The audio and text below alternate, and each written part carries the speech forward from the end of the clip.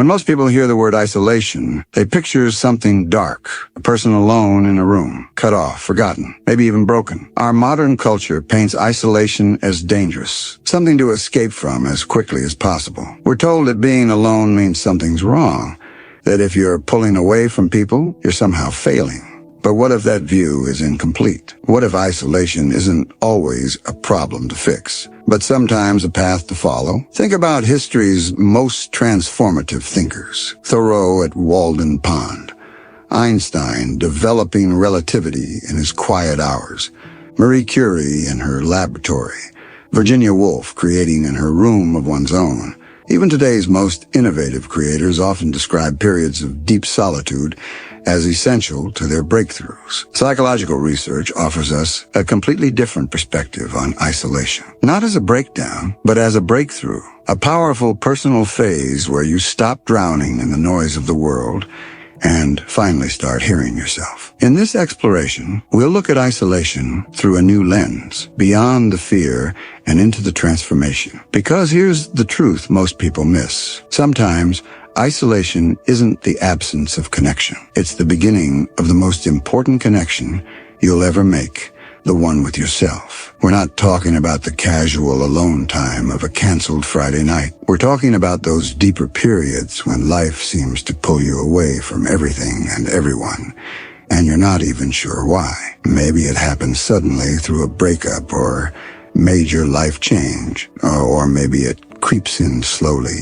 when things and people that once felt close just don't anymore. Carl Jung, the pioneering psychologist, recognized 3 distinct types of isolation. First, there's circumstantial isolation when external factors push you into solitude. Second, there's escapist isolation when you're hiding from reality, numbing yourself, and avoiding growth. But the third kind, transformative isolation, is what Jung considered necessary. This is when you withdraw not to escape, but to discover who you truly are. Jung wrote, "In each of us, there is another whom we do not know." Think about that for a moment. Inside you exists a version of yourself you've never fully met. And the only way to meet them? Get quiet enough to hear them. In today's world, that's harder than ever. We're surrounded by noise, distractions, and other people's opinions. From endless scrolling to keeping up appearances, it's all so loud. So when you suddenly find yourself in isolation, it can feel wrong, like you're falling behind or being left out. But Jung saw it differently.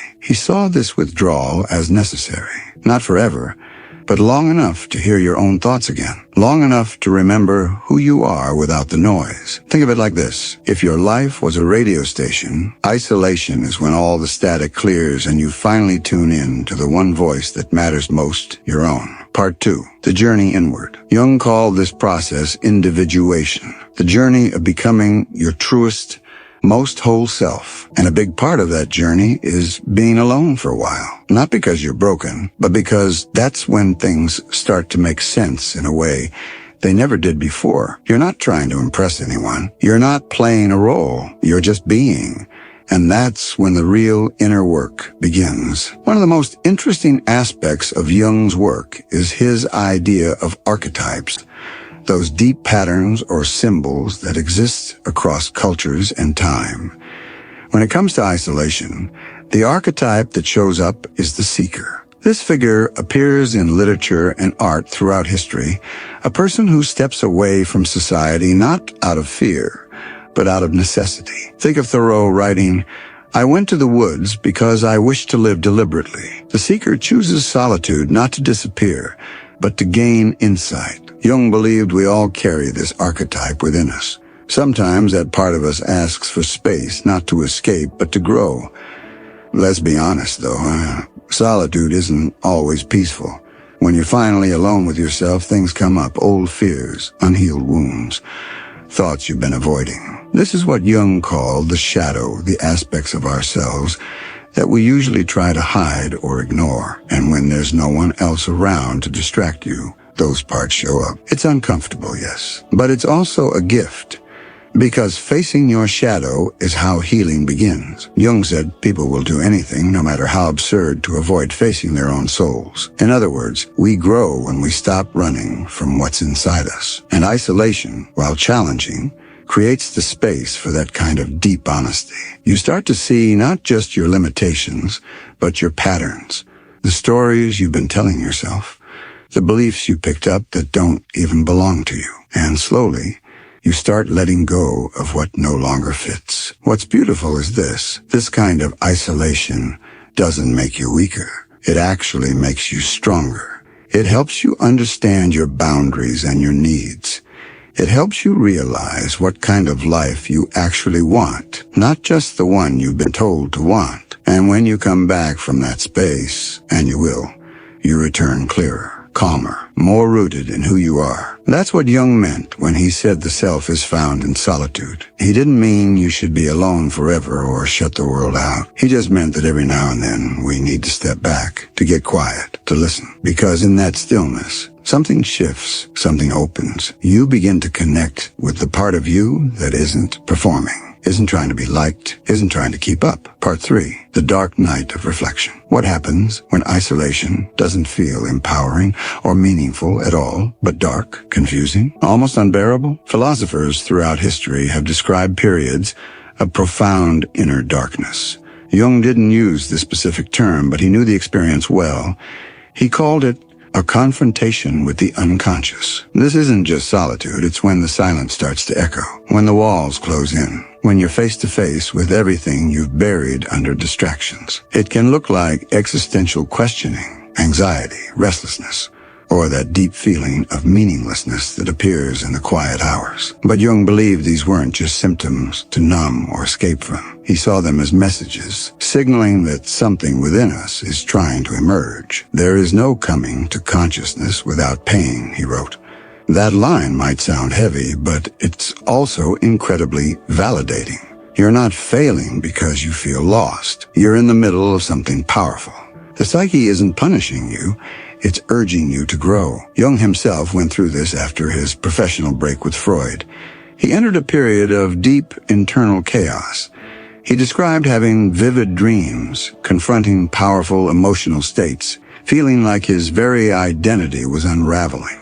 And instead of suppressing it, he leaned in. He documented these experiences in what became the Red Book, a raw visual psychological journey where he met archetypes, inner figures, and parts of himself he had never confronted before. He didn't label it a breakdown. He saw it as a necessary passage. He once said, "The experience of the self is always a defeat for the ego." In other words, in order to meet your real self, the version of you that you've carefully crafted, the ego has to crack a little, sometimes a lot. And that's terrifying, because nobody teaches us how to sit with that kind of discomfort. We're taught to fix it, numb it, scroll past it. But what if we didn't? What if we listened? Still, it's important to say, not all isolation is healing. There's a difference between consciously choosing solitude and unconsciously slipping into alienation. Jung pointed this out too. He was deeply aware of the line between healthy withdrawal and being overwhelmed by the unconscious. One is a retreat to reconnect. The other is a retreat to disappear. This is where intention matters. Are you isolating because your mind needs quiet? Or are you running from the world because it feels too painful? Are you listening inward or just avoiding everything outward? It's a challenging question, but worth asking. Because the truth is, healing through solitude requires some level of presence. Jung warned that when we ignore the unconscious, it doesn't go away. It just shows up in ways we don't recognize. Until you make the unconscious conscious, it will direct your life, and you will call it fate. Part 4, psychological transformation. So how do we bring awareness into our isolation instead of just drifting through it? We can ask, what's surfacing for me here? What patterns, what memories, what fears? This is where psychological transformation comes, in the evolution through inner work. Jung believed that solitude created a kind of mental vessel, a safe container where parts of the self could meet and integrate. He saw practices like journaling, dream analysis, and quiet reflection as powerful tools.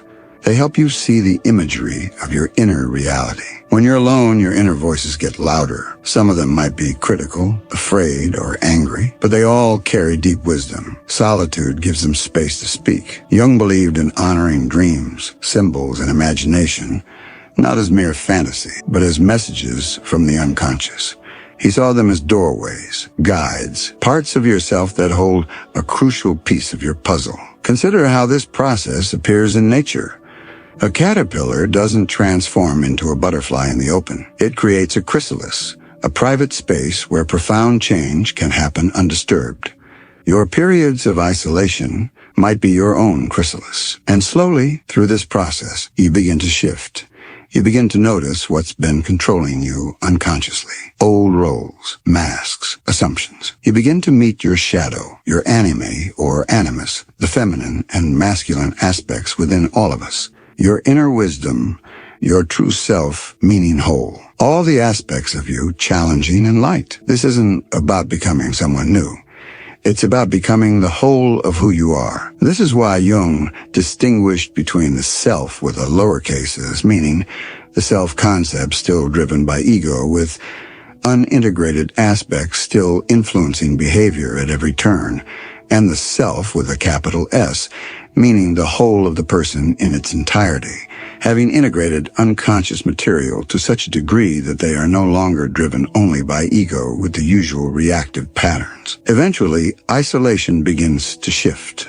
Maybe it's subtle at first. You start noticing a gentle pull back toward the world. Not the version of the world that overwhelmed you, but something quieter, more aligned. This is where reintegration begins. Jung never saw isolation as a final destination. And this return is just as important as the solitude that came before it. In the hero's journey described by Campbell, it's the final act, the return with the elixir. But the hero doesn't come back unchanged.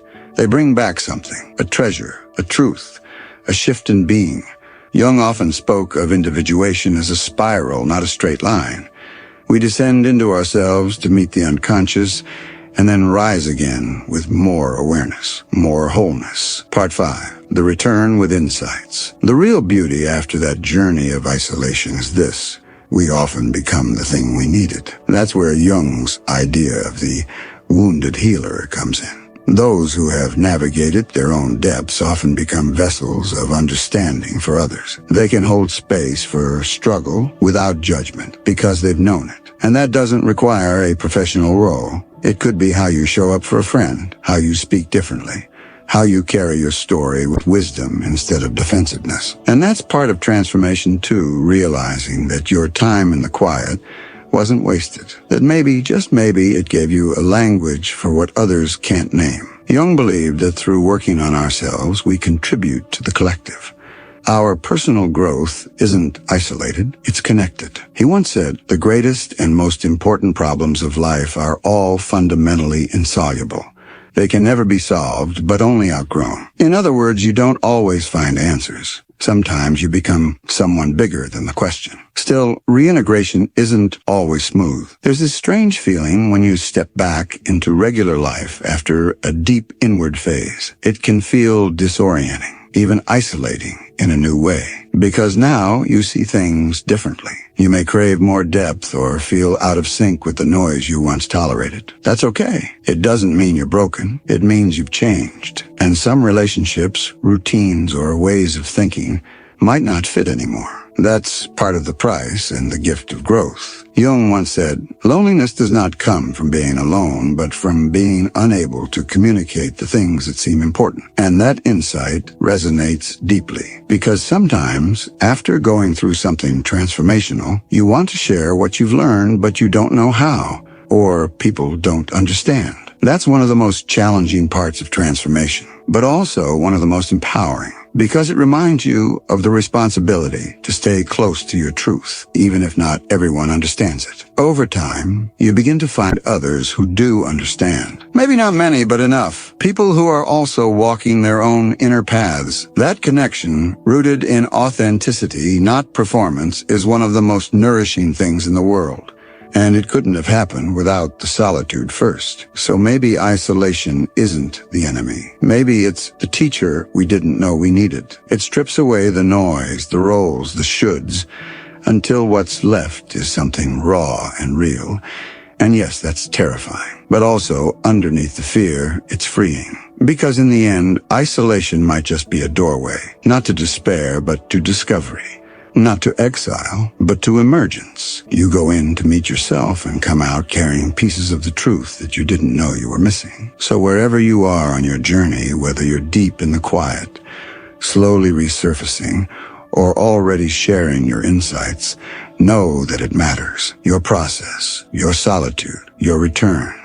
It all contributes to the greater understanding of what it means to be human. And if you connect with this perspective, consider subscribing for more philosophical explorations. Until next time, stay curious, stay thoughtful, and never stop questioning.